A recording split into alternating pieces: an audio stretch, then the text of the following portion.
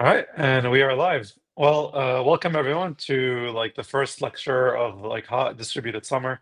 So today I'm really glad I have my friend and colleague and co-host Matei, who's going to be here with us. And the main speaker for today is going to be Jeff Hammond, who's a principal engineer at NVIDIA, and he's going to be talking to us, hopefully giving us a tour of all the different kinds of programming models in NVIDIA. So thank you, Vikram, for making the introduction, and Jeff, please take it from here. Thanks. So I said I'd introduce myself a little bit. So I am part of the NCCL and NVSHMEM team at NVIDIA, and obviously I'm talking on behalf of the work of 45 other people. I'm not a developer of NCCL and NVSHMEM at this point. I'm just trying to help the team get in the right direction and then explain this stuff. And what I've done most of the year is write code and try to come up with the ideas that need to be out there and learn things. But I've been doing HPC communication stuff for about 15 years. I worked on Blue Gene back in the day, and I've been a part of the MPI forums for 15 years now, and have contributed to the last 3 releases of that standard. And so when I say bad things about MPI, I do it out of love. MPI is fantastic, but it does have some shortcomings, and those shortcomings will be part of this talk and part of the history of NCCL. So I'm going to do my best to teach everybody what I've learned and what I think is interesting. There's many hours on this. Obviously, GPU Mode has covered this topic before, and they will cover it again in the future. And there's some content online that I'll refer to, GTC talks, etc. So if you're watching this video on record, you can check out those links if you want to stop in the middle and get more background from my colleagues. If it helps, but hopefully this will be self-contained. So the questions I'm going to try to answer today. So we have 2 communications libraries, not one. And folks may wonder, well, why do you have 2? What's different about them? What do I need to know? How do I choose one or the other? And I'll try to answer that. People who saw Marcus's talk 2 weeks ago, I remember there was one comment I thought I saw that was something about, well, why use NCCL if MPI does the same thing? It looks fine. And, so they're similar, and there's a reason they're similar. And I'll try to explain why NCCL exists and why it wasn't sufficient to use MPI in the context that NCCL gets used. I'm going to show a bunch of experiments. I wrote a bunch of code. I don't teach code that I didn't write myself and didn't debug and painfully learn. And I'm going to show the code that I wrote, which isn't perfect. I didn't finish every possible example that I thought I could write, but I got a whole bunch of examples that I think are interesting. And all of that stuff is on GitHub. I merged the pull request this morning, so you can check it out. And if the code is confusing, you can hit me up on GitHub or these guys' Discord channel and ask for help. And then lastly, I want to talk about forward-looking strategies for optimizing communication. This is inspired by what the AI community has done recently with NVSHMEM, which is really interesting because NVSHMEM wasn't created for AI users, but it has turned out to be really, really interesting for a couple scenarios, and I'll explain what those scenarios are and why NVSHMEM got used, and then what does that have to do with NCCL? That'll be at the end. So I'm going to give an overview, then I'm going to give a historical context. This is a thing I think hasn't really been said before. A lot of people who are in the AI world just know that NCCL is awesome. So they talk about NCCL, and our documentation refers to MPI because there's one of the lead developer of NCCL is himself an expert in MPI as well. But it's not, and there's a historical tradition sort of inherited from MPI into NCCL, but I don't think people appreciate that. And there's also a historical tradition for why NVSHMEM is the way it is. And this gives us a context for reasoning about their differences. Talk a little bit about GPU and MPI issues. Then I'll show my experimental stuff. I'll start with explaining it in terms of MPI and SHMEM. I know that maybe those 2 things are less familiar to the AI folks who just learn NCCL. Or something else from the cloud world. But I think it's important to start there. If you're an HPC person, that might make you happy. I'll show the experiments. I wrote some benchmarks with collectives and point-to-point and one-sided and load store on my DGX H100. and I measure it, and you can see the differences, and we can learn from the performance of these experiments at small scale, and then reason about how they scale, and then I'll wrap things up. So these are short overviews, 1 or 2, 3 slides each. There are hour-long talks at GTC on these, so please go check those out. I'm not going to try to be complete here, but I'll try to get the big picture. So nickel is designed to address the major patterns of AI training and now much more inference as well. So, in the beginning, it was all about all reduce and the ring algorithm and coming up with multi-GPU solutions at small scale.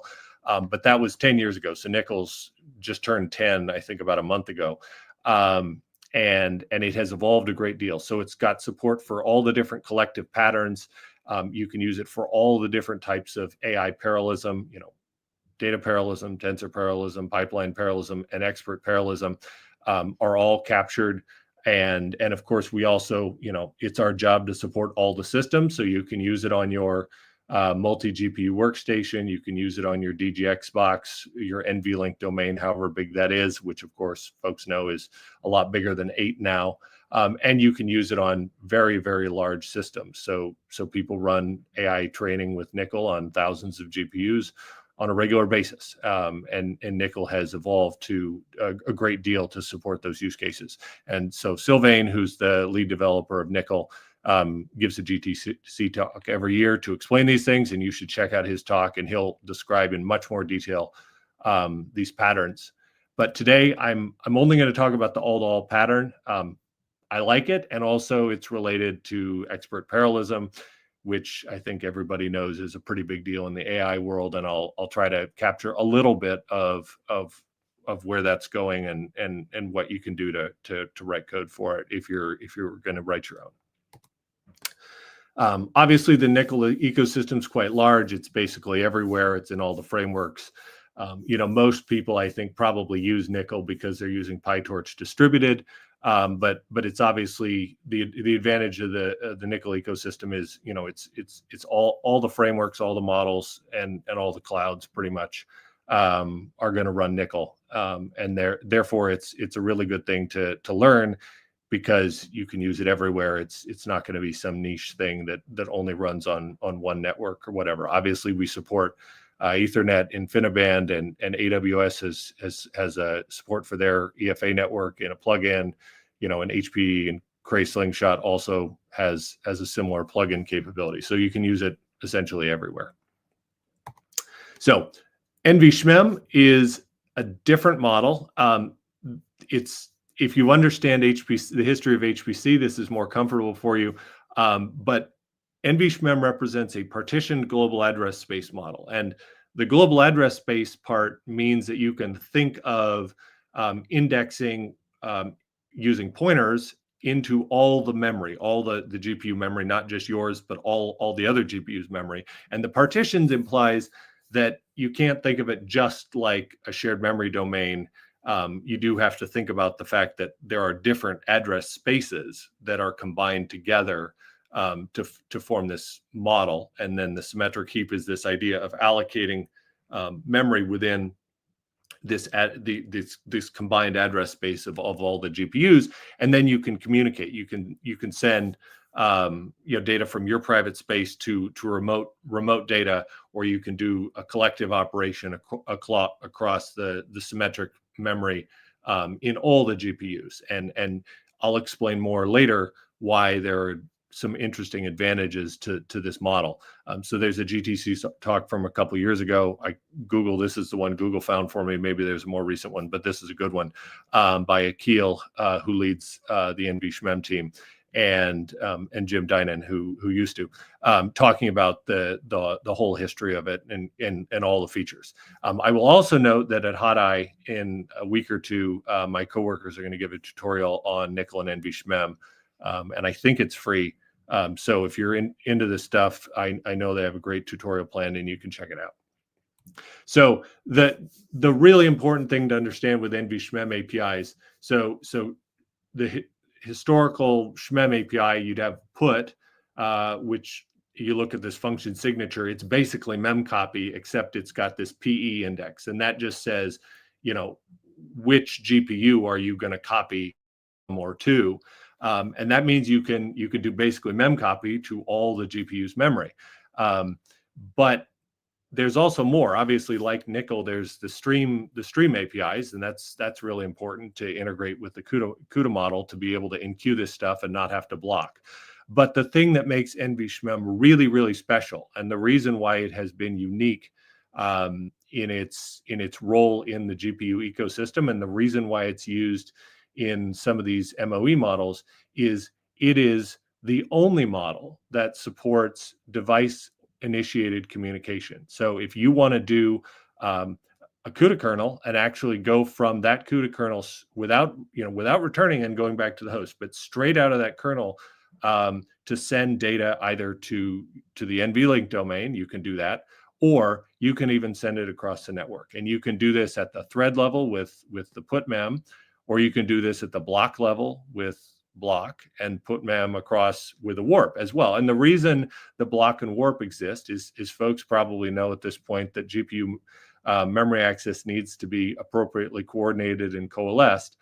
And if you want the threads to cooperate on one of these operations, you can do it at the warp or the block level, call it cooperatively across a group of threads, and they will behave like basically like a multi-threaded memcopy. So they'll be appropriately synchronized to work together in the way that they need to generate efficient memory access. So this is just the putmem APIs. Obviously, there's a bunch more APIs. There's get, and there's other operations.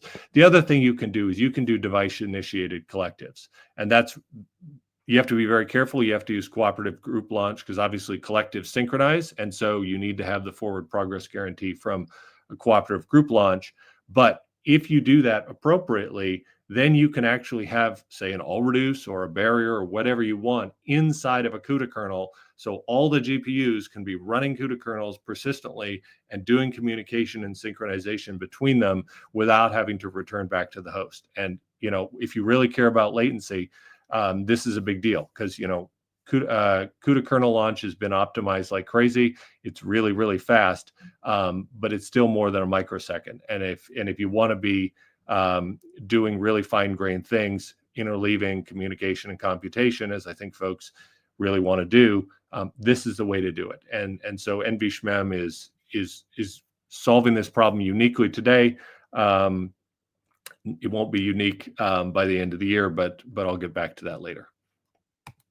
So NVSHMEM has historically had C APIs, but one of the things my coworkers have built this year that's pretty neat is they built a Python-based front end for the NVSHMEM APIs. That was in part because what we noticed is that the C APIs were getting wrapped in Python by AI users and used in their Python-based AI frameworks. And it seemed to make sense if we could build the Python APIs and ship them, then they could be systematic and complete.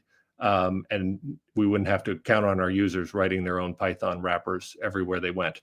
And we've seen a whole bunch of different interesting use cases. So folks are doing expert parallelism and MOE, DeepSeek and Perplexity are both doing that. Obviously, they've both been public in describing what they do. DeepSeek's wrote some great papers, and Perplexity's wrote some great blogs, which I'll cite later. Perplexity published a benchmark where you can read how they do this and what it looks like. You can put it in Docker and run it yourself and learn from it. You can also do, fused compute and communication kernels. Obviously, that's the whole point of having device-initiated communication. There's also a lot of support for latency optimizations and for 0SM. So obviously, if you're really wanting to be efficient with your AI compute and your communication, one of the best ways to do that is, don't use any SMs for communication if you can get away with it.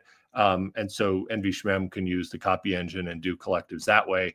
And that obviously doesn't take away any SM resources for moving data around. And then, of course, consistent with what it is and its history, NVSHMEM has one-sided communication everywhere, whether it's on the GPU or on the host. And I'm going to talk about one-sided and two-sided in just a second. So there's a lot of ecosystem adoption here, maybe not as much as Nickel, but certainly there's support in the major frameworks, including PyTorch, if you want to check this stuff out. I will also say that we at NVIDIA use both NCCL and NVSHMEM internally in some of our libraries, both for AI and HPC. So if you're into the HPC side of things and you do 3D fast Fourier transforms in, say, fluid dynamics or molecular dynamics, CUFFT multiprocess is based on NVSHMEM and gets ridiculous performance compared to sort of traditional host-oriented solutions because of that. All right, I'll pause here in case the hosts want to interrupt me with any questions. Otherwise, I'll continue. Okay, so I'm going to give a brief history. So the world that we see today with AI comms is heavily influenced by the 1990s. Which for me I was not doing a lot of computer programming in the 90s outside of a TI-82.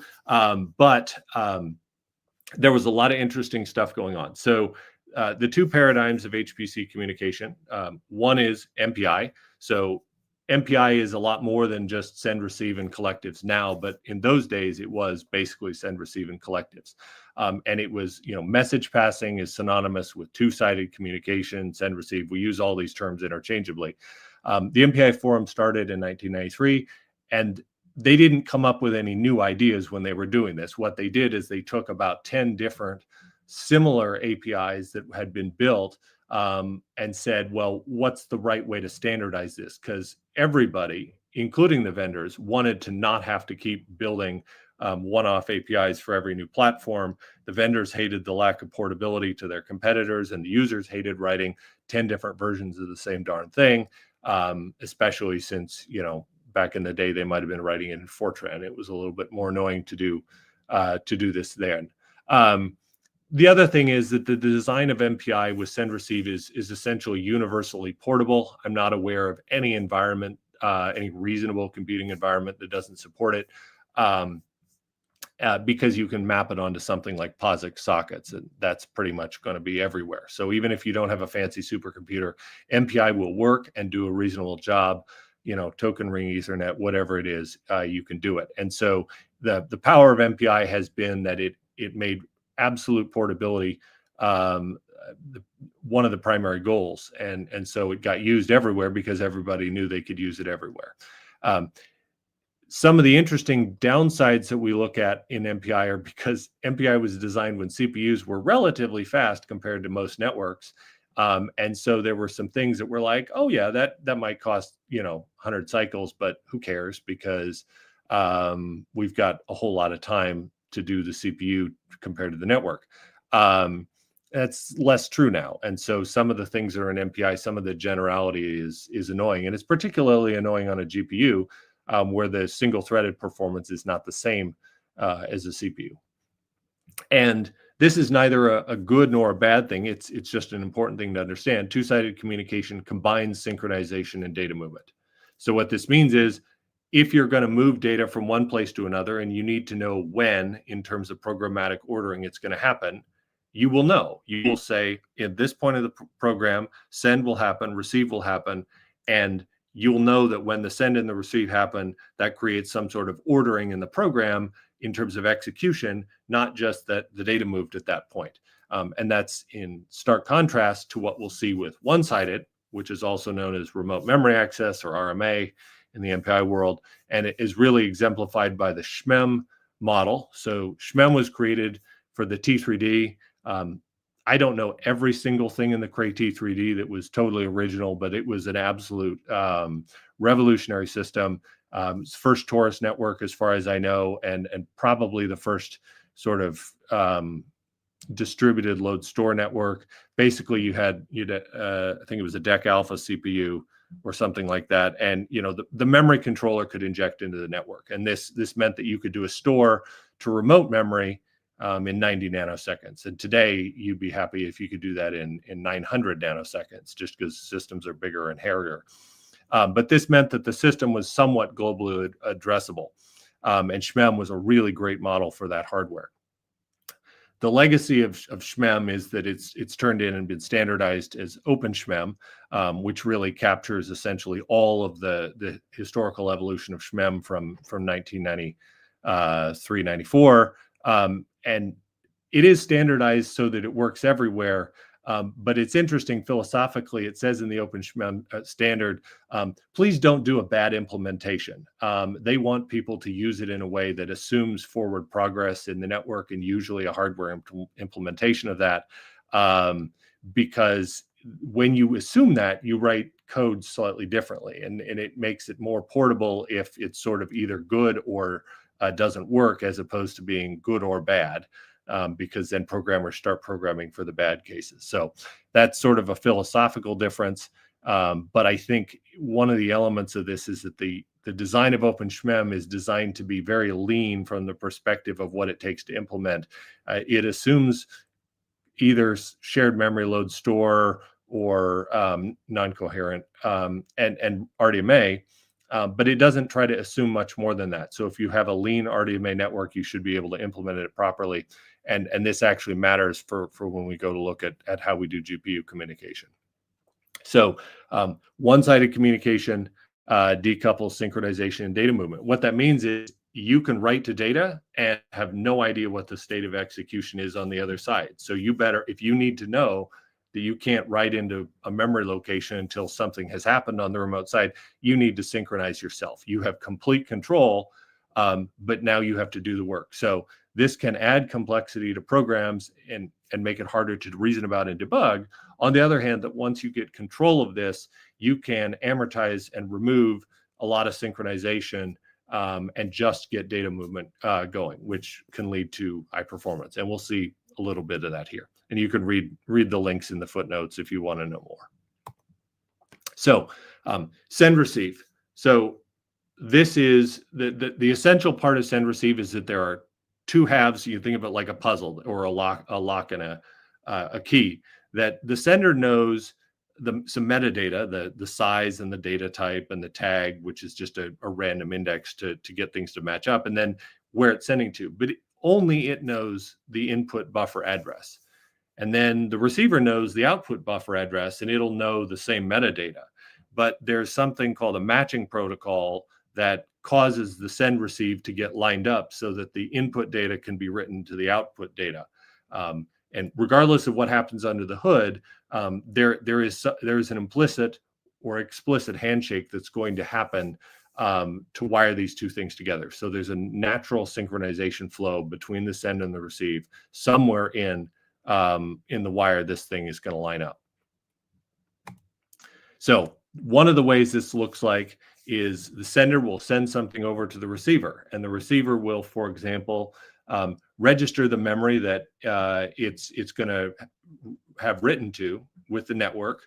And then, if this is IB, the memory registration key, and it'll send back that information as a permission to send. And the sender will say, okay, well, now I know I can write into this data. So it'll RDMA write into the receive target buffer. This is one of many protocols. You can read a great paper by a friend of mine from the NVPitch group from many years ago on all the different ways to optimize send receive with RDMA on IB to see different versions of this protocol. But this is just one of the examples. And if you think about this from the perspective of what we're going to do on a GPU, having this extra rendezvous thing go on can be kind of complicated. And sometimes we might just want to go straight to the network with the data. So one-sided communication, you can think of just cutting the send receive in half. So instead of a send and a receive, you now just have a put and nothing. So the receiver does nothing. The put knows the input buffer and the output buffer address or the offset, and it just writes across into the target location. It knows what it's going to do. It knows where it's going. It has that information, and it just does it. There is some setup involved, and I'll show that in just a second. So there's this preliminary setup operation that makes this possible. But that setup can happen once somewhere else in your program, in your puts. When you get to it, if they're on the critical path, all you do is send the data. Get is the opposite of that. It does, obviously, it pulls. So you do read from wherever the remote memory location is, and you read it unconditionally. You don't know what the other side is doing. You're going to read from its data because you have enough information to do that. Again, because permission was already granted in this setup process, which, in SHMEM, it's a malloc. So there's a special malloc call that's a collective operation that says, this is memory that everybody can read and write to when I give it to you. And so that does, among other things, the memory registration. There's a whole bunch of setup that happens there. It's not a cheap operation, but the beautiful thing is you do it once, and now you have this big slab of memory, which is globally indexable to the whole system. And then you can, fire off as many puts as you want, and the data will just go without any additional work. So this matters, and it's always mattered, but it matters more now, and especially on GPUs. So if your send and your receive don't line up, the processors may idle. Sometimes things happen in the background. It depends on the hardware, depends on the system software stack. But it is possible, if you're not lined up, that you'll wait. So if you have a blocking send and the receive hasn't been posted, you will wait until the receive is posted before something comes back. In the same manner, if you post a receive and the send isn't ready yet, the receive will just sit there and wait. If you turn this into non-blocking, then you have to worry about background progress. Obviously, we don't want these things, any of these serialization bottlenecks, to get in the way of GPU compute.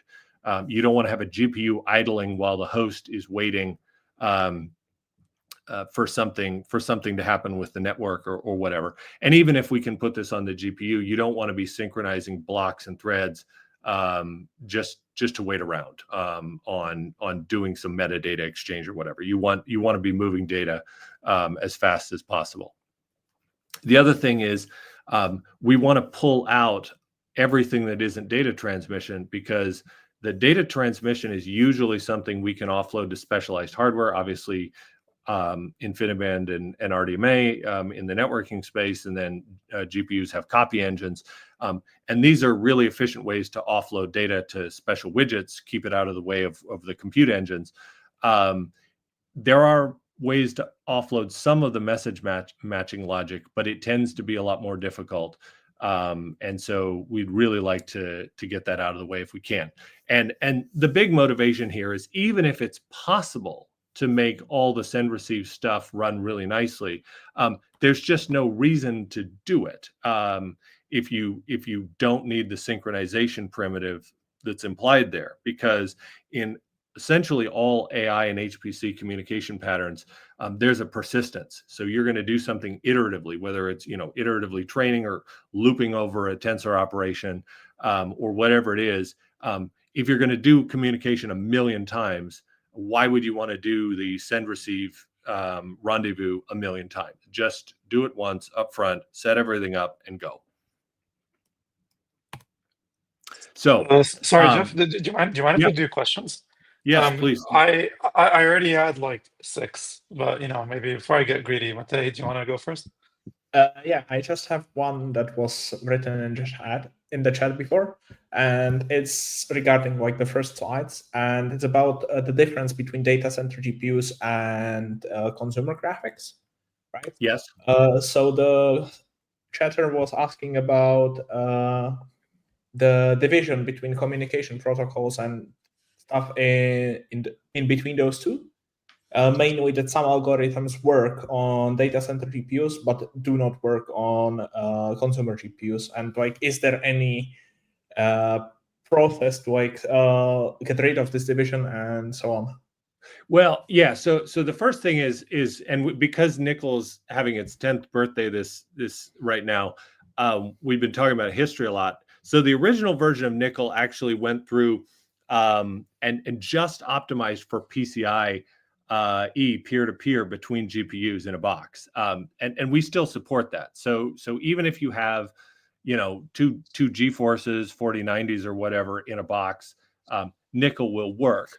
Obviously the NVLink is a data center thing, and that does change significantly the performance. And I don't know off the top of my head all the protocol dependencies. I actually don't have two 4090s at home. So I mostly look at NVLink. So I can't tell you internally what nickel turns off if it doesn't see NVLink. But I'm not aware of any features that don't work. It's just how nickel does protocol selection. Yeah, it was mostly related to not like features being turned off, but then like algorithms not working properly. Like the question was regarding async TP, which is kind of communication heavy, and you kind of can't do it on consumer graphics. Yeah.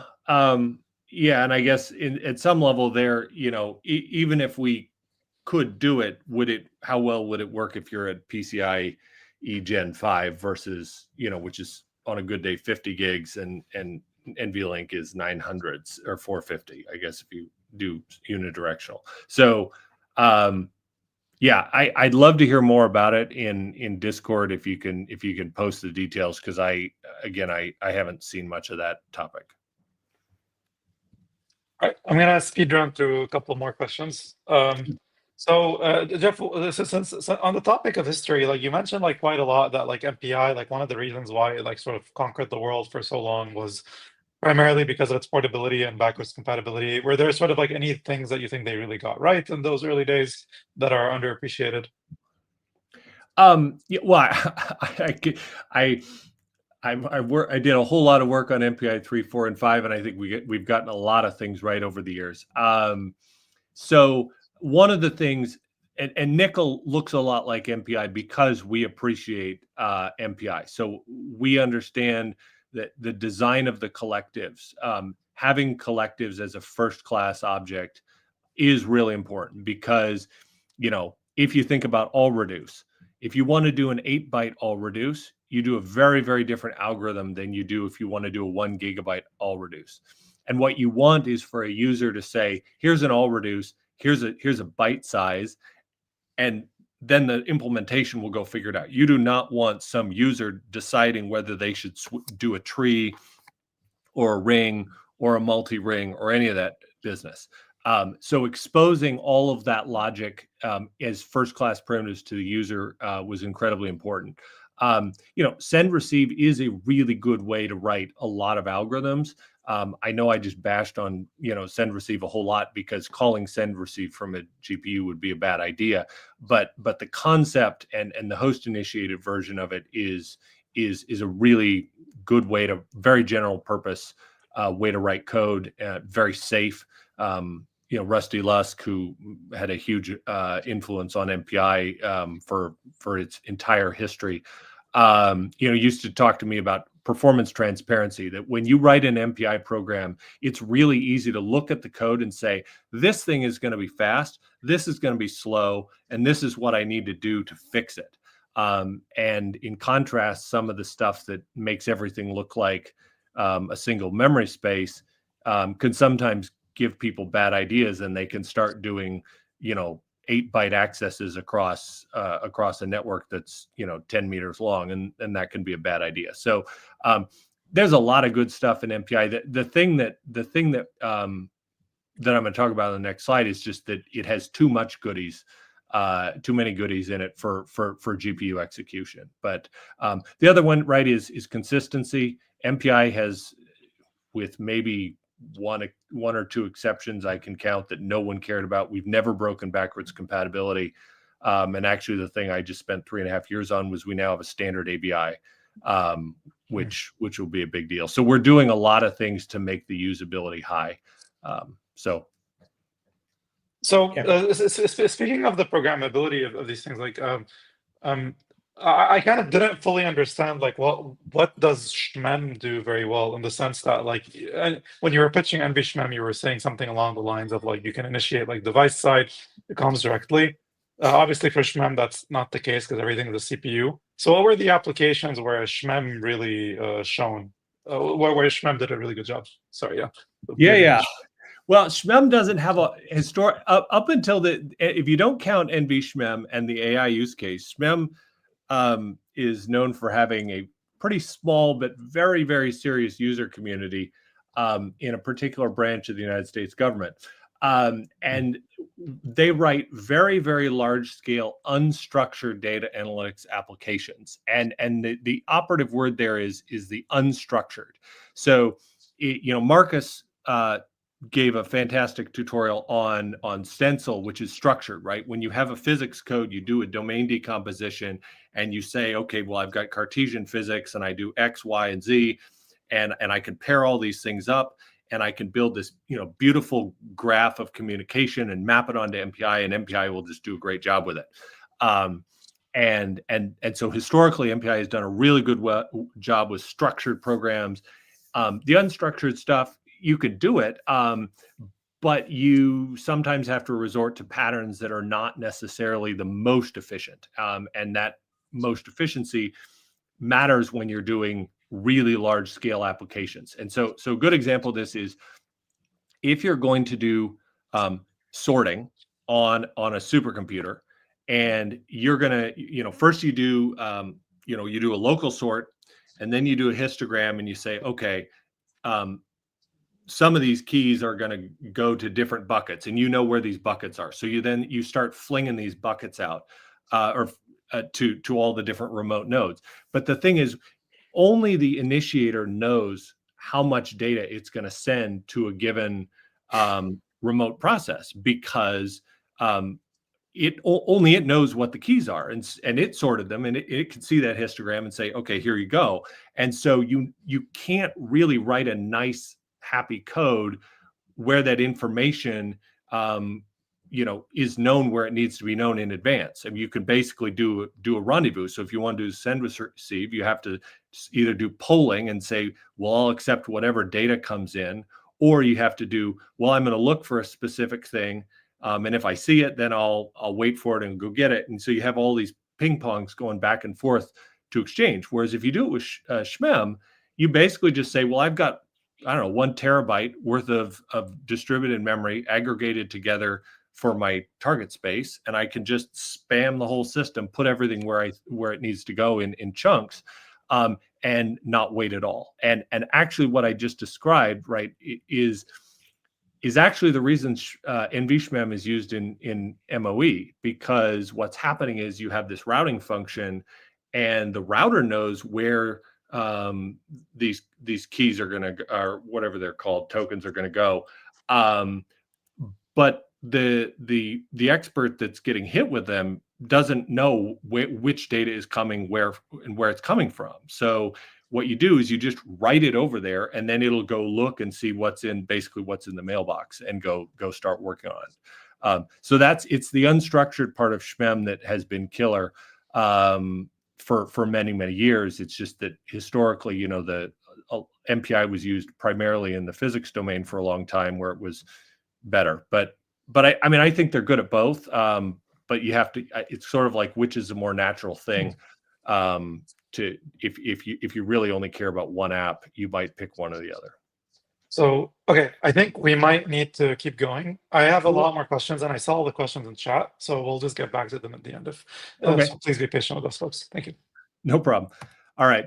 So MPI versus nickel. So Marcus talked about, and I think everybody has seen it before, the stream support. And he gave a good example of, well, if you want to do an MPI send after a CUDA kernel, you have to synchronize, and then you do send. And obviously, nickel, you could just send because it goes on the stream, and the CUDA runtime sorts it out.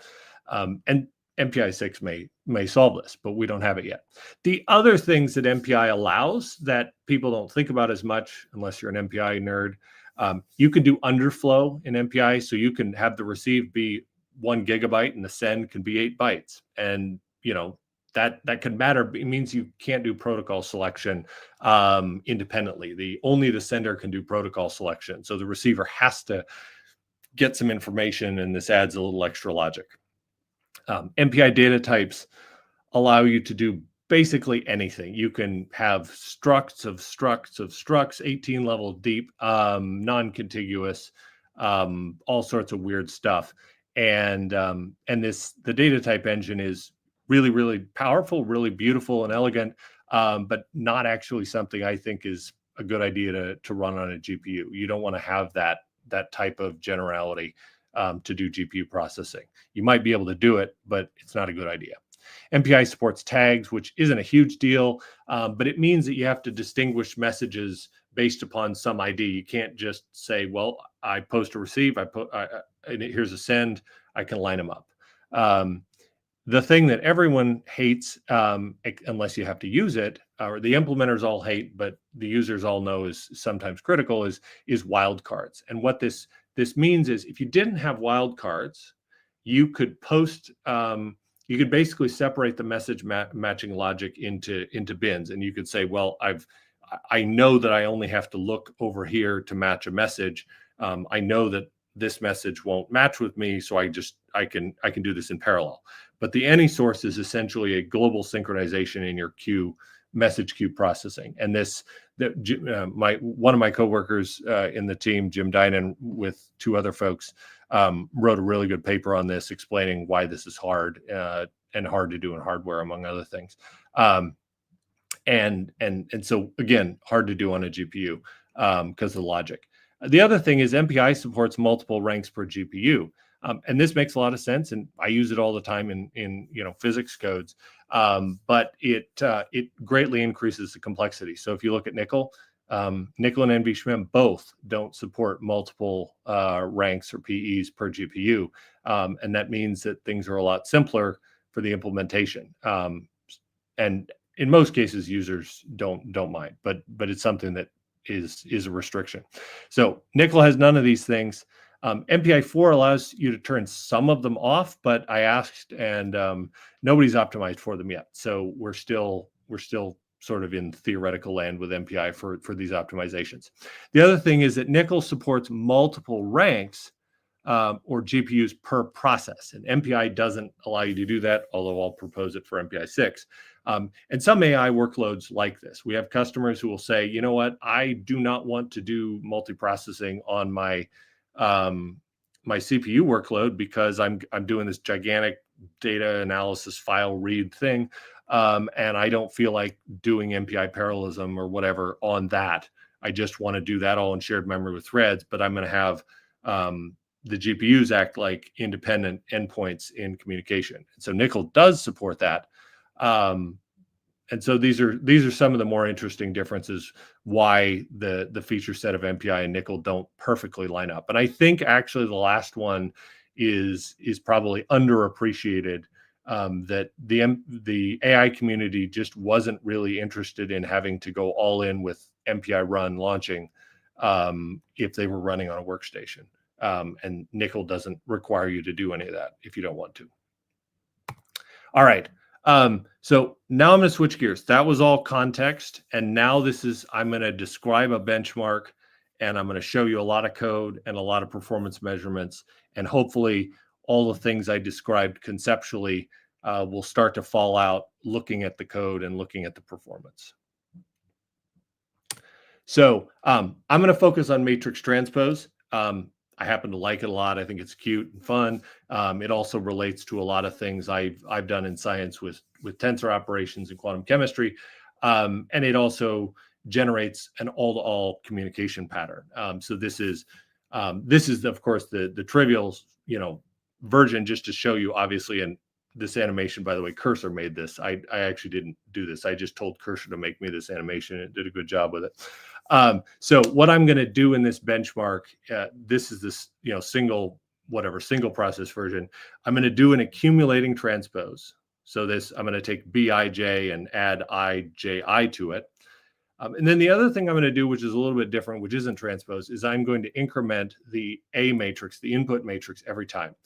And the reason we do this in this benchmark is for verification, because if you do transpose twice, you get back what you started with, and it makes it really hard to be absolutely certain that you did everything correctly. If whatever you did wrong is invertible, you won't know it. And so we've learned the hard way over the years to add this extra work in transpose so that we can always do element-wise verification. And I will say I really do appreciate this, because I didn't write the code correctly in all cases the first time with NVSHMEM, and it's a lot easier to see when you can do this. So this is a matrix transpose. You can go through it a bunch of different ways, column-wise, row-wise, blocks, everything. But this is what we're going to be doing, obviously, on a very big matrix. So I'm not going to focus on the GPU implementation of matrix transpose. Mark Harris wrote a beautiful blog post, I think 2017 maybe, in which he describes the right way to do matrix transpose on a GPU in contrast to the wrong way. And it has to do, you use shared memory and do coalescing and the like. So all I'm going to tell you is that I implemented all of Mark Harris's versions and confirmed that there is a bad version that gets 500 gigabytes a second or less. And there is a good version which gets 3 terabytes a second on an H100. You can read my code on GitHub if you want to confirm this and look at the blog too.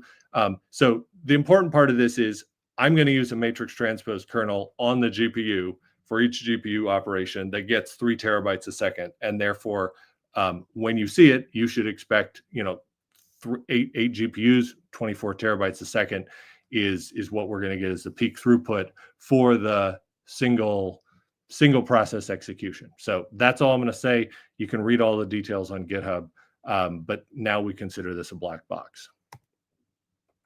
So distributed transpose. So a long time ago, when I was in another role, me and some friends wrote a paper on basically all the different ways to do distributed memory matrix transpose, and we ran it on strong scaled it from 1 CPU up to multiple cabinets of a Cray supercomputer at NERSC. And, we learned a lot of things and saw some interesting stuff. And so we have an MPI version, a whole bunch of MPI versions and a SHMEM version. And so we had some expectations, or I had some expectations about the behavior on GPUs from having benchmarked this before in a CPU context. So if you want to know about a little bit more about the benchmark or the project I'm building this off of, you can check out the links. The important thing is, if you're waiting for where all this stuff is, it's in the lower left GitHub link, Parez kernels, which we call the PRKs. This has absolutely everything. All the code I ran in this is there. It's almost trivial to build it. And if you want the scripts, I can send scripts to reproduce it later. So I'm going to run a whole bunch of experiments kind of like this and try to learn stuff from it.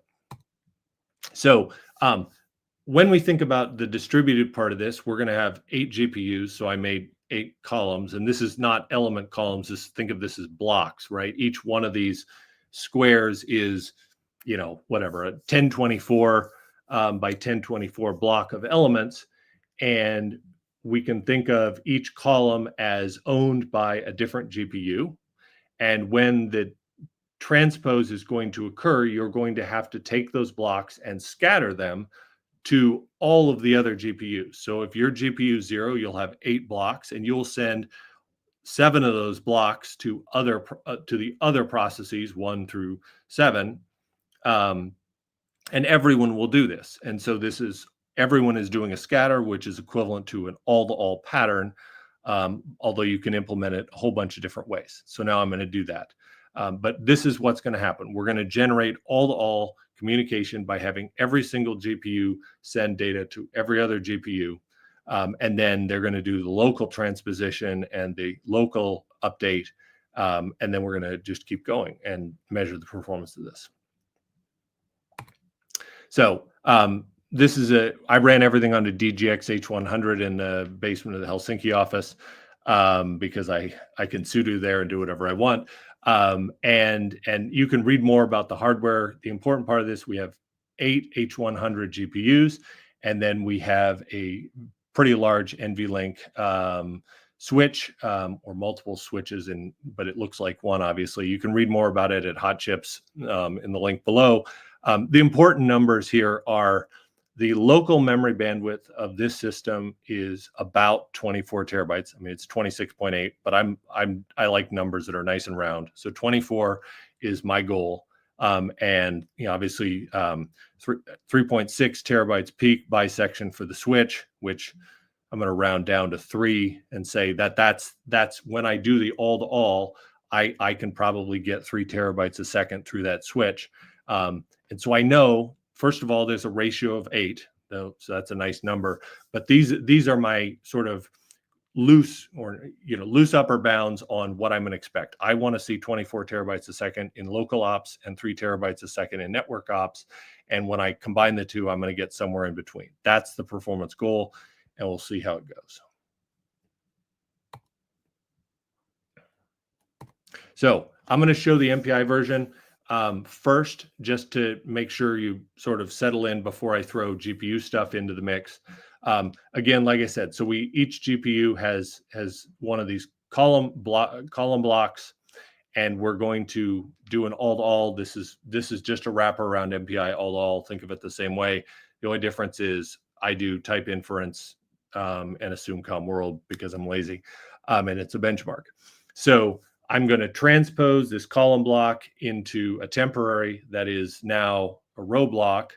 And then I'm going to go over all the blocks in the row, and I'm going to do the local transpose, and then I'm going to increment everything. So this is 3 steps, all to all, then I'm going to transpose the blocks, and then do the increment. So 3 steps separate in the all to all version, and then they'll get fused later. We'll see that in just a second. So the point-to-point version of this is this is sort of an interesting one. So in the beginning, I said that one of the powerful things about MPI is just exposing the high-level primitive of the collective and not telling the user to do it themselves. And so this is actually a version where the user, me, tries to do it himself. And there's a reason we have this algorithm in our implementation. One is it reduces the temporary space, which I don't think really matters. And the other thing is you are now interleaving communication and computation. You're not overlapping them, but you're interleaving them. So if you look at the previous version, all to all, everyone blasts the network, and then everyone does something local, and everyone does something local. So you're going to hit the saturation point on the network, and then go to the next 2 steps. Whereas in this case, because you're doing send receive between pairs and transpose, it's possible that when some pairs are doing send receive between each other, somebody else can be doing a transpose locally, and therefore we can get, we're going to hit the speed of light on the switch and then not go any faster. So maybe don't flood the network. So this is sort of user managed flow control. There's fancier ways to do this. I could have done a lot more interesting, tricky stuff, but the goal isn't to do everything possible that's tricky. It's just to show the concept of interleaving. So the other thing we do here is we do circulant shift to avoid the hotspot, so we don't have all the GPUs communicate with 0 and then 1 and then 2, etc. Transpose the block one at a time and then increment. Okay, so the OpenSHMEM version, and I like Get. There's a reason. It doesn't matter. It's just because I've been writing Get instead of Put for a long time. And Put is sometimes better. Get is sometimes easier. So I'm going to show a lot of Get stuff. I didn't have time to finish all the Put implementations that I wanted, but it's a great idea to play with that. And what you'll see in the MOE stuff is that they use Put. And you can read how they do it elsewhere. So in the Get version, it's pretty straightforward. You just get the block and transpose it. So it's basically the same pattern, except you're doing a get rather than a send receive pair. And so you can do the get regardless of what the other process is doing. So potentially the other process might be doing some local compute, and you can pull data from it and then do your local compute. And so maybe this will perform better in some cases.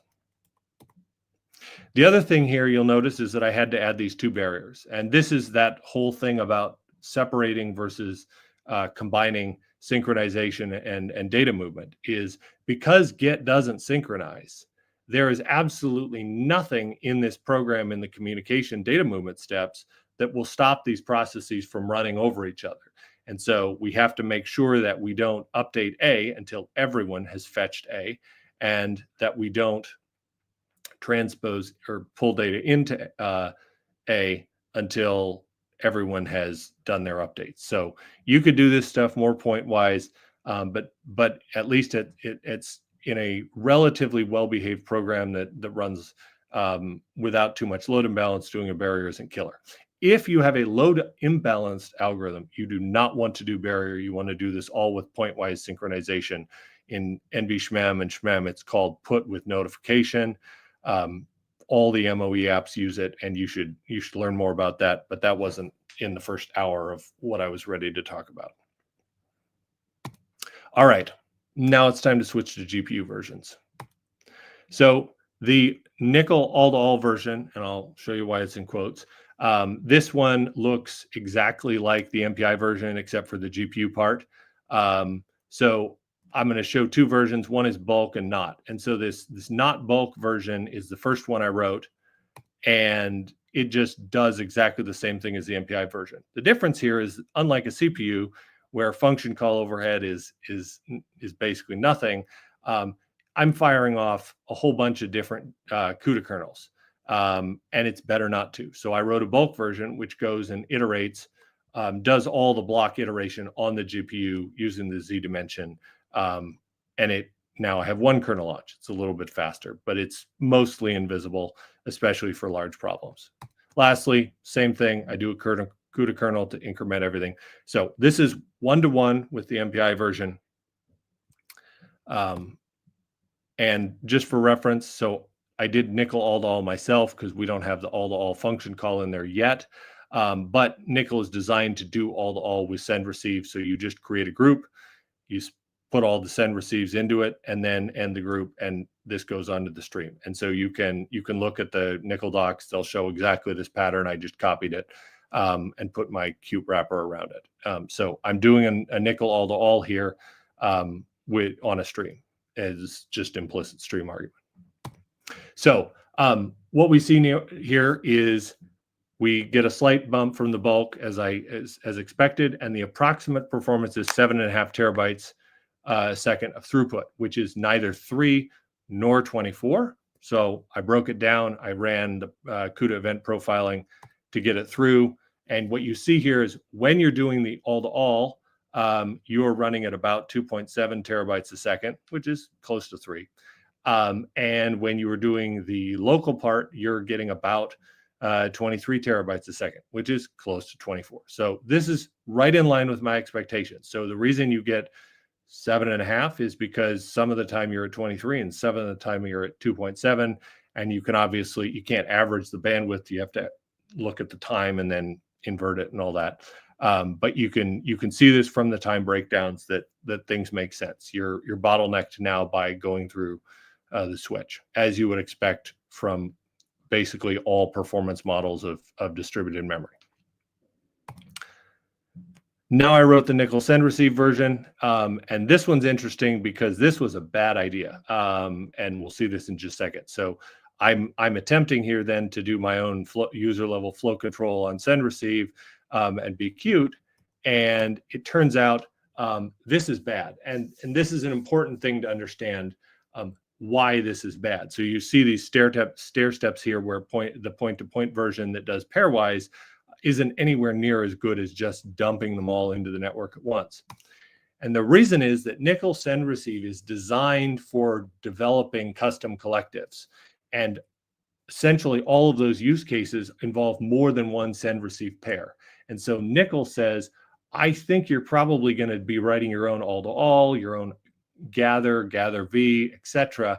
I'm not going to blow everything in the network as fast as possible because that might, overwhelm the network and end up being slower than throttling it.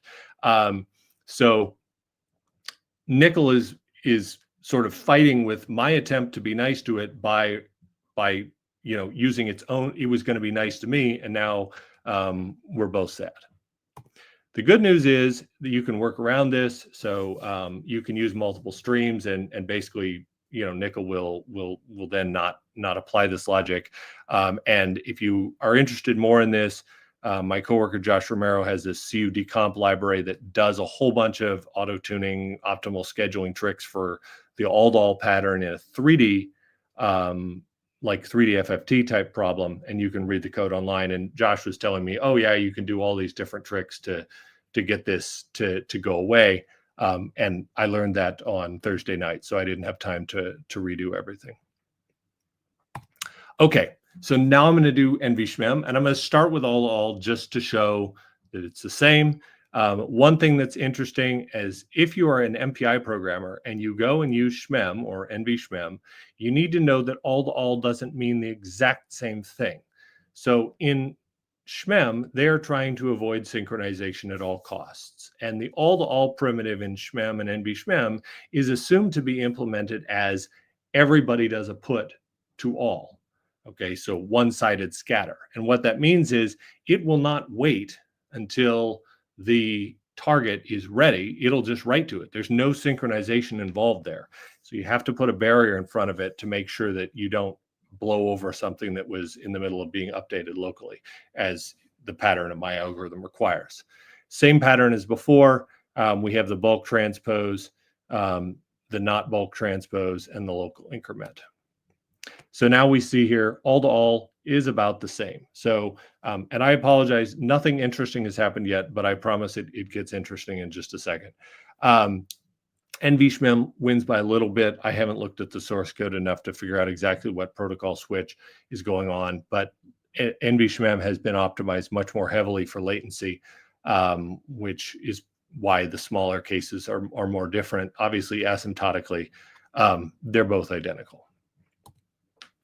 So the one-sided get implementation is a little bit more complicated. And I will say I wrote this one second after the one I'll show you later, but I'm doing this in order. So there are two versions of get here. So the first one looks a lot like the code we've seen before, with a loop over blocks, doing a get, doing a local, and then the barriers, and then doing with the increment in between. But because this is NVSHMEM and I can do device-initiated communication, I can take this entire thing, this loop over blocks, and the get, and the transpose, and shove it all inside of one CUDA kernel and fire that thing off on the device and let it run. The bad news is I sort of ran out of time and didn't do all the bookkeeping. So I did something that I discourage people from doing, but hopefully you can learn from my error. It's not the worst thing in the world, but it's not the best. So you can do a block and a warp-wise get, and I should be doing that, but I didn't because I was trying to get this in real fast. And so what you see here is I basically put an element-wise get operation into the place where I normally would have just done a load. So replacing a load or an equals sign with essentially a mem copy adds a little bit of overhead, although this will get inlined, and on NVLink it'll get inlined and mapped to a store, but there will be some logic that shows up in this kernel that didn't show up in the load version. And so this isn't perfect. So note to everybody, don't use element-wise gets inside of your kernels unless that's your pattern. Amortize everything, do a whole bunch of arithmetic. But we'll see later. This is not actually the best way to do this. I'm going to show you the good version that was actually the goal here all along. But you can, if you want, and you can see examples of it online, both in our docs and in Perplexity's benchmark, of using fine-grained communication and fine-grained synchronization on the device in an MOE, and that's absolutely the right way to use this stuff. But this is just here as a reference to compare it to the load store version. I'm going to show the pointer version. NVSHMEM pointer version. I'm going to show you in just a second. The other thing is that because I'm on an NVLink domain, this get isn't so bad. It's going to map to an NVLink load. If this is going over the network, this is going to be not the best way to do things at all. And if you're going to do NVSHMEM across the network, you want to be smart about how many GPU threads you actually have touching the network. And you'll see in the MOE folks, they do that stuff smartly, and the docs describe it in more detail. So this is the one that I wanted to show, and this is the exciting one. This is exciting because NVLink is cool, but it's super exciting because NVLink is a lot bigger than a node now. So I ran this on an NVLink 8 domain in a DGX box, but we are shipping NVL72s that have obviously a whole lot of GPUs in them connected by a single NVLink switch domain that allows this to be indexing the whole rack. And that's what I'm trying to demonstrate here. So in this case, I start with the version that I had before, where I was going to do, blockwise communication, except the block communication now is replaced with NVSHMEM pointer. And all that does is say, what is the remote address of the start of the block that I was going to get with communication, make a pointer out of it, and give it to the kernel. So there's no communication happening here. This is just lookup. And then it gives this remote pointer to the local compute kernel, and the magic of NVLink takes care of it. Of course, I can do the same thing in the big fat kernel model, which is what I'm going to do here. So this is the one that's going to be really cool because I'm basically going to call one CUDA kernel, and it's going to, inside of it, go over all the blocks, look up all the pointers, and do everything as if it was local memory. So there's a intermediate kernel that you don't see. You can look it up. It's just the loop over blocks part. But what you see here is that for each one of these blocks, you grab the pointer and then do the device side call of the optimized kernel, and then sync memory so you don't blast SLM.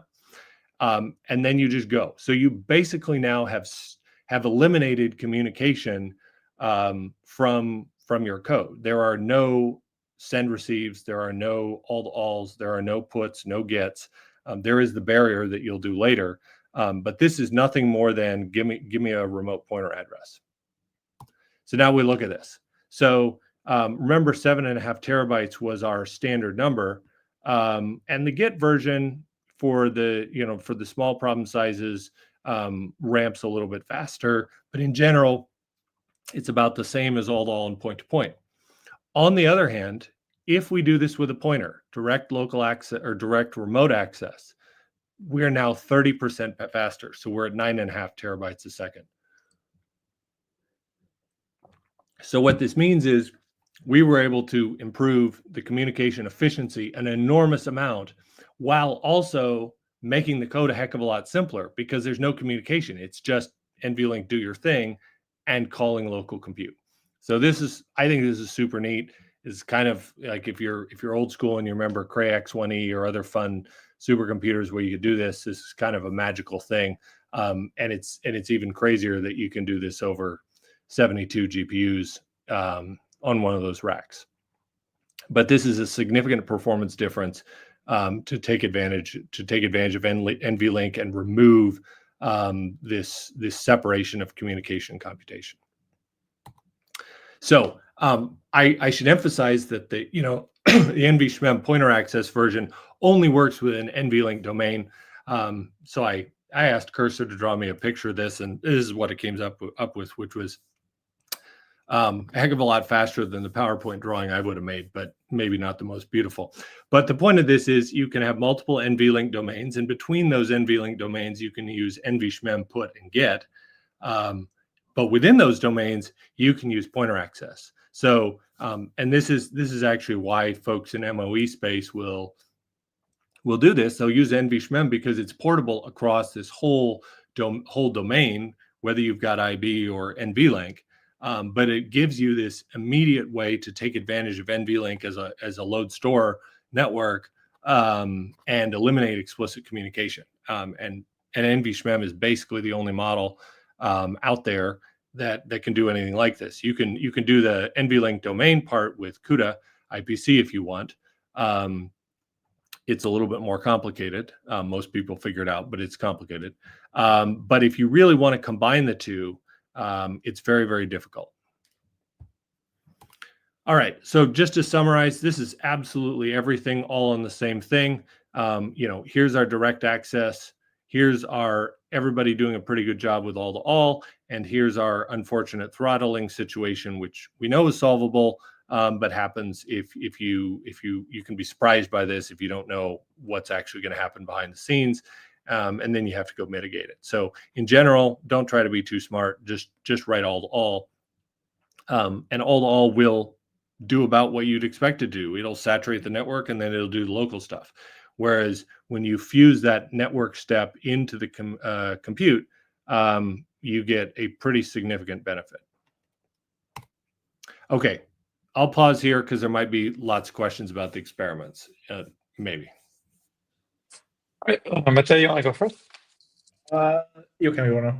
I need to draw my thoughts. All right. So one question I had, like, while you were coding all this stuff up, is it wasn't too clear to me how to think about the programming model of like SHMEM versus like the regular sort of memory hierarchy. So is it sort of like when you sort of do gets and puts, like those can again be in arbitrary locations in memory? Can you say, I want this, I want to get, for example, this location in shared memory? Or is it basically you just say, I want some memory, and then it's up to like the other GPU to figure out like what memory to give you exactly? Well, so the SHMEM concept, the symmetric heap, everybody takes the same size slab and contributes it. And when you initiate communication, you are in control. So NVSHMEM will make it so you don't have, if you do an NVSHMEM put or a get, you don't have to think. You can do a put to PE myself and just load it out of your own memory. You can do a put and a get to another GPU, which is NVLink connected, and it'll also be load store.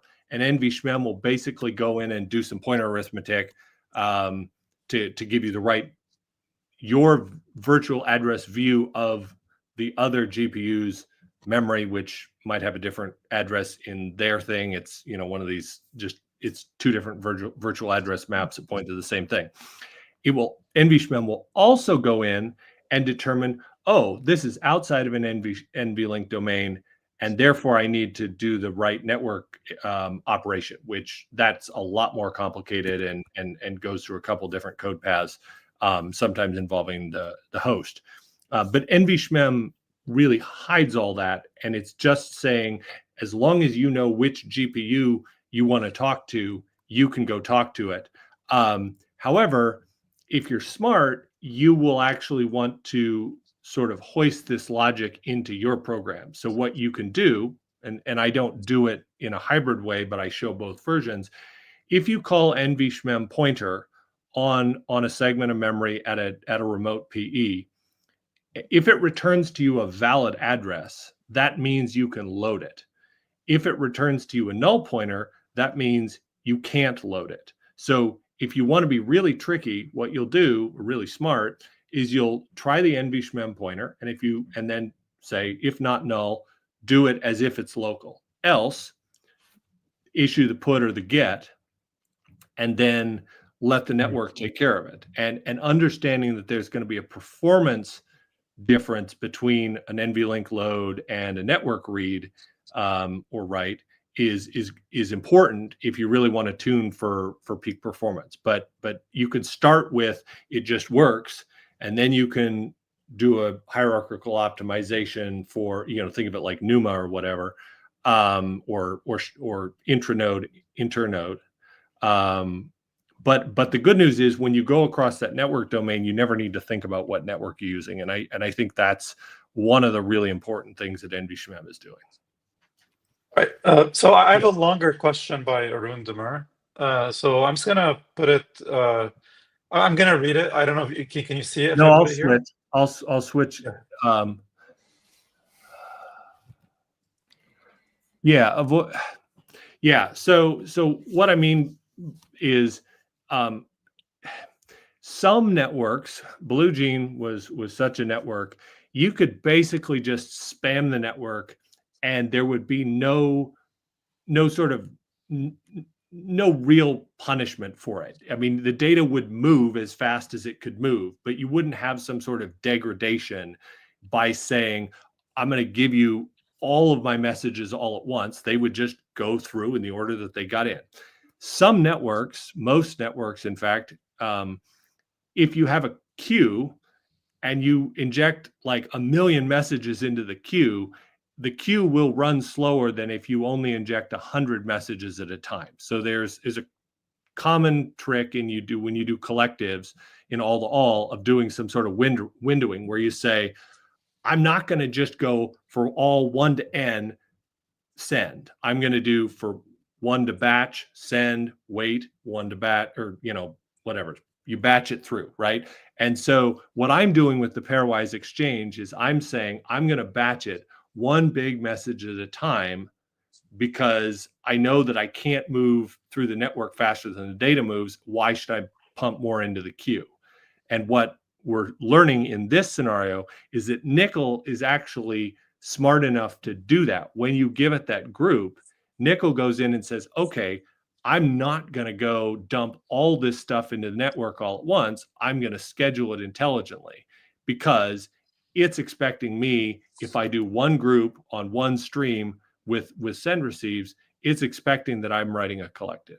So Nickel's helping me, but when I try to help Nickel, it's a negative interference. So there's a workaround, but this is basically the Nickel has this logic in the send receive itself, and this is not true of MPI. So I know of no MPI implementation where we're doing a whole bunch of send receives will trigger a flow control.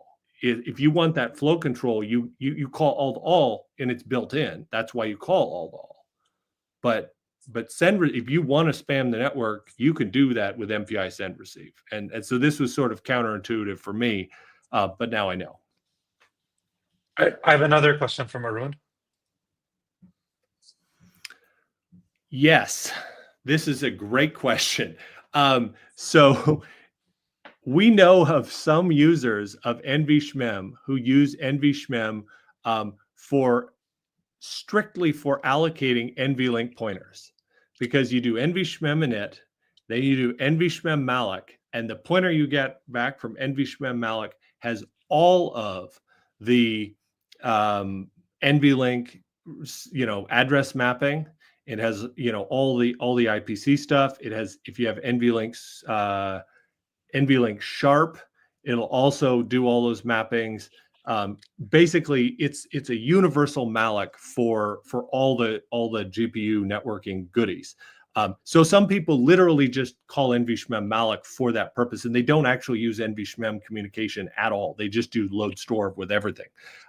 So this is a good observation. NVSHMEM is a very nice convenience function for all that capability. On the other hand, some people say, no, I'd really like to write all the CUDA to set all that up because I don't want a dependency. And I've seen both.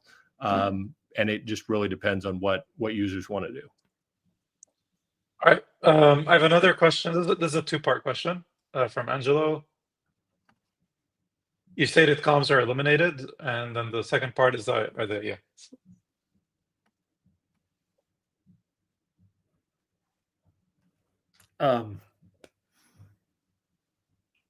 not sure. I thought I said NVSHMEM comms were eliminated when I switched to pointer, but maybe I misspoke. Can we come back to that one and maybe I'll remember what I said wrong. All right. I guess, Mate, any other question, or should we keep going? Yeah, I have a rather random question. You had a graph on like the first, second, or third slide of the second part, like comparing all the methods of matrix transpose on different. It's like a rather old slide. No. It was like on different scales. The Cray numbers. Yeah, exactly. There we go. Yeah. I was wondering, like, you can see that here, like, SHMEM actually scales very poorly with like the number of cores. Like, why is that? Like, is it because of the lack of synchronization, the network? No. So SHMEM is doing a fantastic job here up until, and this is when I give the talk on this stuff, I explain this. It's because at 1536 cores, the message size is at, I think it's about 4K. And 4K is that everything above 4K is pretty efficient in an RDMA network. Once you drop below 4K, it gets less efficient. And so what happens at 1536 is that all of the models that are doing one communicating endpoint per core start to get into the small message regime where the network's less efficient. So at 12, I can't remember, it used to be on the slide, but at 12,288, it's like 64 bytes or less per message. Okay, that's too small to hit line rate or whatever. What you see in the MPI curves that go up, those are all hybrid, meaning MPI is going to do one MPI process per node or per socket and do threads within it. And so the communication volume is the same, but the message size is much larger. So MPI keeps going because it's still communicating kilobyte messages. And this is just sort of an artifact of messaging stacks and networks and CPU domain decomposition. We don't see this. Well, you could see this in a GPU. That's why when we look at the NVSHMEM and we have block and warp and thread, right? You really would like to do a block put if you can do the arithmetic and get it done, because then everybody's working together. If you do a warp, well, that's still good. You get coalescing. If you get thread put, then every single thread is sending a single piece of the message, and you're not getting that coalescing behavior. You're not getting the networking aggregation. So this phenomenon will show up in NVSHMEM, but I just don't have the example for it yet. Sorry. Yeah, thank you. I also have one question, to circle back to Nickel. And you said that Nickel chooses the algorithm or the protocol for you based on the message size, the architecture, and so on. Is there a way to actually tweak those? Like, for example, say that I want to go with the memory, the bandwidth oriented protocol. Yes. Yes, we do. And they're all attributes in the communicator object, and there are some environment variables as well. However, my team, when I said I have in there the phrase trust Nickel, they said, yes, please tell everyone to trust Nickel and don't try to tune it yourself, because we do have a whole bunch of tuning options. But the whole point of our team that does a whole lot of work on this is to make sure that most people shouldn't have to do that. So I'm going to tell you that they exist, and there is an NVIDIA developer blog by some of my colleagues about tuning Nickel that was written in the last month. But I'm also going to say, please don't read it. I mean, unless you have a really good reason, because Nickel is going to try very hard to do the best protocol choices for everything. And if you start making those yourself, you might find that on one system for one application for one job size, you're going to win. But now you're going to go into non-portable hell where you have to go retune and rediscover all the right whistles for every use case. And then you might be sad. You might say, well, Nickel's slow. Well, it's slow because you changed the default and didn't let it make the right choice on a new machine. So yes, we have them, but use them as a means of last resort. I think we should get going. We might need to batch some questions near the end, because there's a lot more questions in chat for what it's worth. But I'm really sorry. If you want us to ask a question, just ask it again near the end. Apologies. All right. So now I'm going to bring this all together with the stuff that really matters in AI workloads. So this is taken directly out of the Perplexity blog. Please read their blog. They did a great job explaining this stuff. I talked to these folks. It's great writing. Really nice benchmark that, once you get your head around it, you can learn a lot from. So this is expert parallelism. So you have, multiple requests to different GPUs coming in, and when they hit the router, it's going to then scatter, some of these tokens to other GPUs. Obviously, this is just two, but there may be more. MOE domains are getting bigger. And that's going to be an all-to-all pattern. And it's actually going to be an unstructured all-to-all pattern, which is why, even though you see all-to-all and you'll see send, it's all done with NVSHMEM put. because the router knows where this stuff is going, and it knows what memory it's allowed to write into on the other GPUs. But the other GPUs don't know what's coming in until it lands, and then they go look and see, oh, I've got some tokens I need to chew on for a bit. So if you look at the code, you'll see this dispatch and combine, where you have a whole bunch of things happening. You have a dispatch send step. Everybody does this, and then you have the receive. This is implemented with put notifier. There's a counter. I think you just increment the counter. And then there's the other part of this, which is the combine, where you do the same thing in reverse, and then you do some summation. And this is all written with on-device NVSHMEM, so that the router doesn't have to return a bunch of metadata and then have the CPU kick off some comm ops. It just says, I'm the router. I know where things are going. I have the data. I'm going to send it into the network or NVLink, and then we go. And then the synchronization is carefully managed to look at this stuff when, and there is a barrier at the end, but there's a whole bunch of things that don't have a barrier in them. And this is, of course, the real punchline. If you look at this, I don't know what the original implementations that they did with all looked like. I haven't read that code, but you can see obviously the bar size is pretty significantly different. And what they've got in their fine-grained NVSHMEM version of this is significantly lower performance. Obviously, there's two different IB protocols. And one of the things that they do, and they explain this more in the blog, so DPP actually is a little bit faster. And this is a fascinating story. I'll just summarize briefly. So the folks at DeepSeek did some very specialized hacking of NVSHMEM on IB because they had a very special use case. They knew they were only using IB, and they knew they were not going to require some of the things that NVSHMEM was going to do for them. And so they punched through and cut out a very small amount of synchronization that made a really big difference.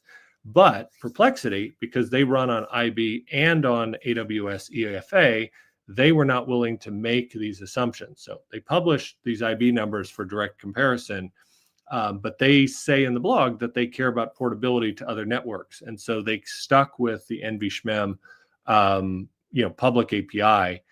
It didn't do those fancy tricks so that they would be able to get almost as good performance, but be able to do it in any cloud they want to run in. And there is some stuff coming in the future which will, I believe, allow the DPP trick to be done without doing the really creative hacking that DeepSeek did. But this is obviously, if you look at the numbers, this is at least a 10x performance improvement relative to what they were doing before on MOE, and that's a big deal.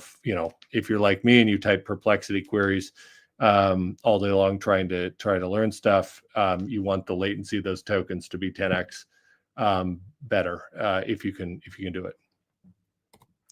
So lastly, so this is the roadmap, and this is an important thing, because I talked about why NVSHMEM had all these cool features in it. I didn't say that they were in nickel, and that might make people say, oh boy, what should I stop using nickel and start using NVSHMEM because I'm doing MOE? And it turns out no. So we have already rolled out support for symmetric memory, which is the first step in doing the NVLink thing that I described, with remote pointers. And this GitHub preview went online yesterday. I saw it a couple hours after the announcement for my talk went out, and I haven't had time to read the code because it's been my weekend. But the device API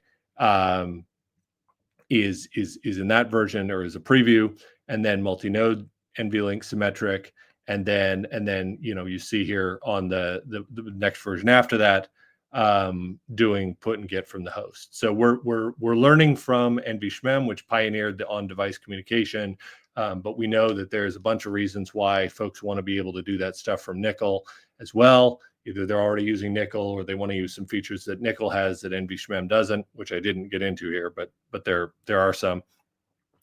So now you can do this. So what this really means is, with Nickel getting some of this one-sided and symmetric support, you're free to choose one or the other.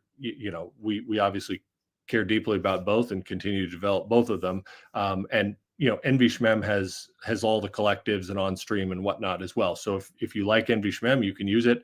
And if you like Nickel, you can use it and do essentially the same things in both of them. So the feature parity is essentially going to close, and then it becomes more about sort of some of the nuanced differences in the runtimes and ecosystem, if you're already using Nickel or NVSHMEM.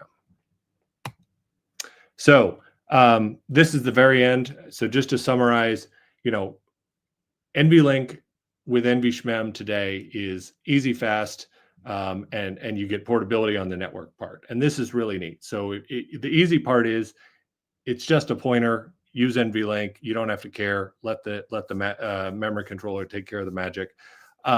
It's fast. As you can see, I was able to fuse the communication into the compute and get something like a 30% bandwidth improvement with code that's actually easier and simpler to write. And then, as Perplexity demonstrated, you can mix and match these things, and you can get put and get working on different networks as well as NVLink. And so you can write one version of the code and scale it across. And then, if you want to specialize, as I said before, you can do the pointer. You can look for a pointer and try to use it if you can. Otherwise, let the network do its thing. Nickel, of course, as I mentioned, the roadmap will bring in this NVLink stuff this year, and add on to, of course, all the existing stuff, which is all the collectives at scale and all the support for AI workflows and some of the elasticity and RAS stuff that folks need, that is really important for AI and less so for HPC. As I noted, we belabored a little bit, but trusting Nickel, not trying to outsmart it with protocols, because it's gonna do that for you. And then, please, check out the preview that went online yesterday and look for all the symmetric and device stuff that's coming down the line, that will hopefully make it possible to do all the neat device initiated tricks with Nickel. So that's it. Sweet. Thank you so much, Jeff. I guess, yeah, like we have a bunch more questions. Maybe I'll start with one while more people are asking. So like you mentioned how like MOEs are kind of like a nice like sweet spot for NVSHMEM, and I was kind of curious to ask you about like other areas where maybe like the SPMD programming model kind of shows its cracks. I think I'm also asking this because you mentioned the sort of multiple ranks per process, and I'm thinking out loud, like things like post-training, for instance, where you have like, like one process doing inference, another one like holding a copy of a cache, another one doing training. Do you still foresee like NVSHMEM being like useful in this setting, or is it like you just need a completely different set of libraries to use? No, so this is one of the key motivations for bringing this feature set into NVSHMEM. So NVSHMEM, we have done the creative design and how to map it onto the GPU, but that API is the Open SHMEM API, and the concept of the symmetric heap is both powerful and restrictive. So if you go all the way back to the beginning, this philosophy of SHMEM is, if it's not fast, don't do it. And that's a really great philosophy. It's how CUDA started. I mean, back in the good old day, right? You couldn't do much with CUDA, but what you could do with CUDA would be blazingly fast. And then CUDA has gotten more expansive, right? So fast or nothing is a great philosophy.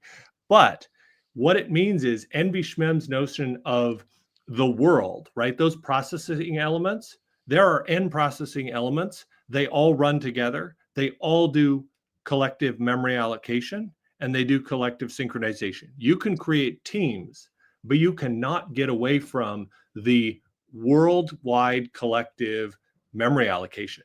And what this means is, if you want to write a heterogeneous application, you just can't have some of your processes allocating memory and some of them allocating or not allocating, or allocating a different size of memory. That symmetry is what makes all the logic inside of the communication lookups order one. It's super beautiful.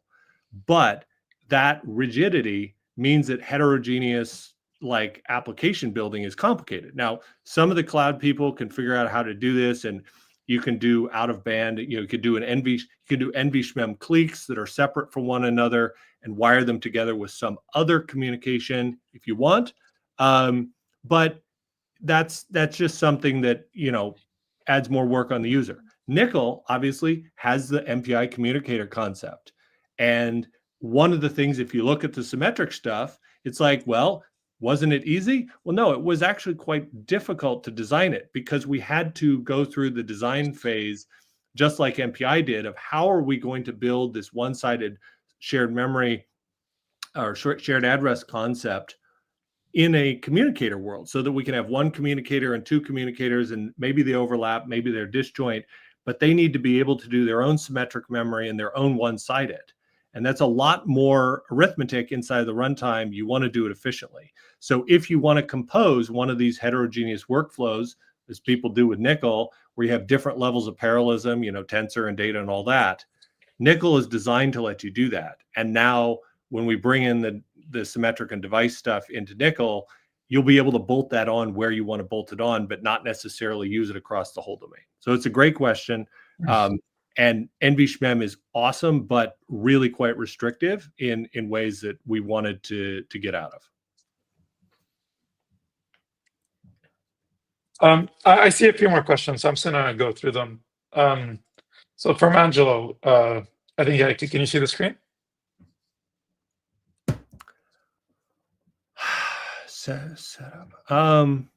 Well, yeah, I mean, everything is sensitive to bandwidth, right? So if you go through PCIe,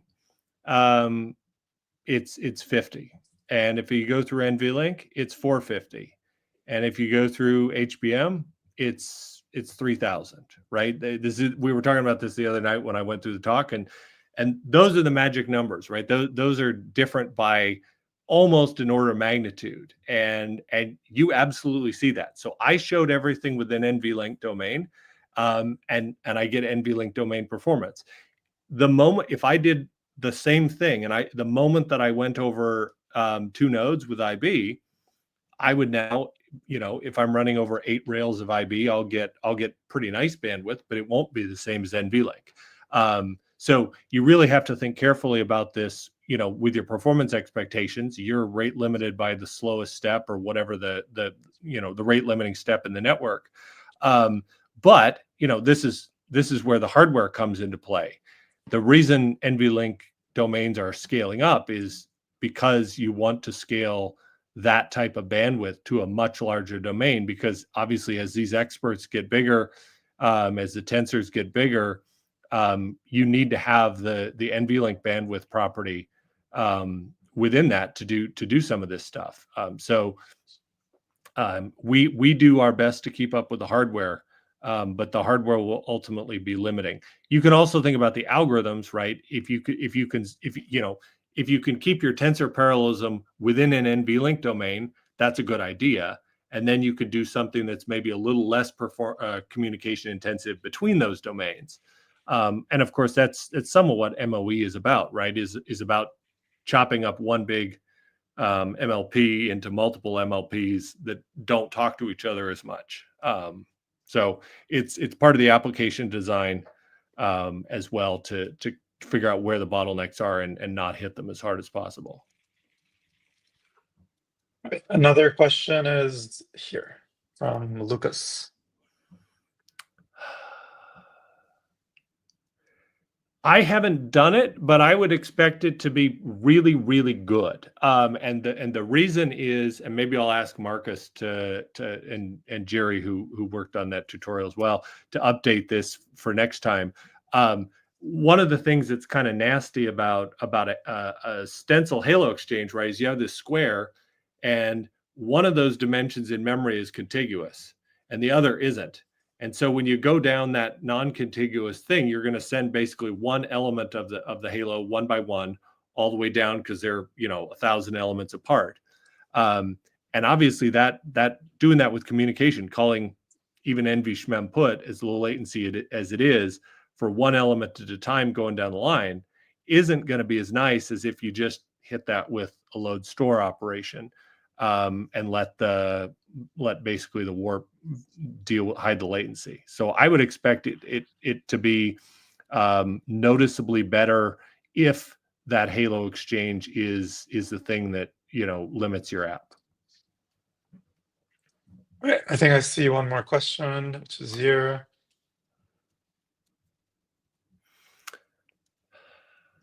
So this is the one we talked about with you really can't do a team symmetric heap. I know there was a proposal in OpenSHMEM for that. I don't think it's in the spec yet, but I haven't read the spec in a while. But I think I would have heard about it. And I don't think I saw it in NVSHMEM docs either. So the sort of sub world or sub communicator symmetric heap is really something you'll get from Nickel. All right, I think that was it for me. Matej, any questions on your end? Yeah, from me as well. All right. Hey Jeff, thank you so much for this. This was awesome, by the way, and your slides are awesome and your code is awesome. So it seems like you kind of made, I think, me and probably a lot of other people curious to go dive through the history of a lot of these standards. So thank you for this. This is amazing. Yeah. All right. Well, I guess we'll see everyone next week. We're gonna have a couple more talks on distributed programming this month. So I hope you enjoy them. And thanks again, Jeff. Yeah. Our team's excited to see the focus. I already posted your schedule, and they're all signing up to watch. So it's going to be really exciting. And yeah, I'm glad people are curious. I'm going to go to bed soon, but I'll check this in the morning and do my best to keep up with that. So thanks everybody who's watching. Thank you, Jeff, and please come back. Thank you. See you around soon. Thank you. Bye-bye. See you.